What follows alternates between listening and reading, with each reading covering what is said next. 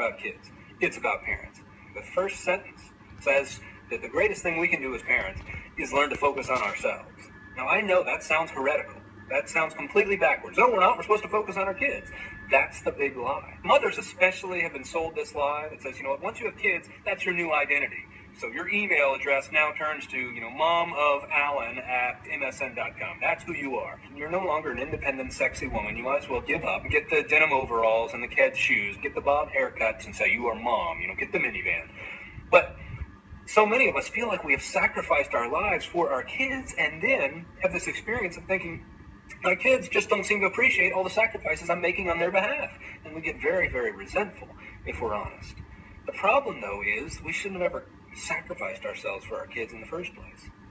Kids are a huge part of our life. But in order for us to be the best parents to them, we cannot make them our whole life. Because that's not good for them or us. Screamfree parenting says, I cannot continue to orbit my whole life around my kids without giving them the impression that the world revolves around them.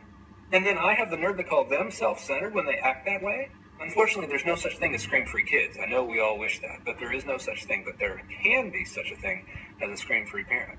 And this is a parent who recognizes, the greatest enemy we face as parents is not out in the world.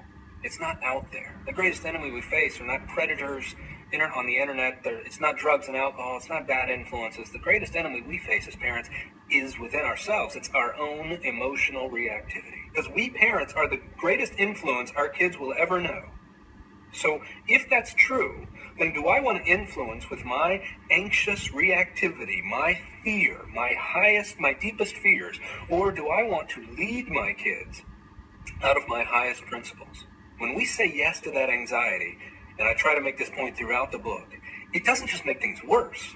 It actually creates the very outcomes we were hoping to avoid. I tell a story about my son. He's on the stairs, climbing up the banister. On the outside of the stairs, he's 2 years old. I'm at the top of the stairs when I discover him. He's about halfway up.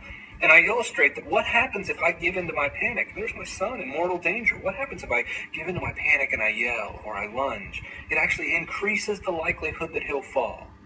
That's why my number one job is to stay calm. You don't have to say all the right things at all the right times in order to be the perfect parent. You don't have to know all the right techniques and all the latest research on what kids need most. All you have to do, and what this book clearly articulates, is just stay calm. What I love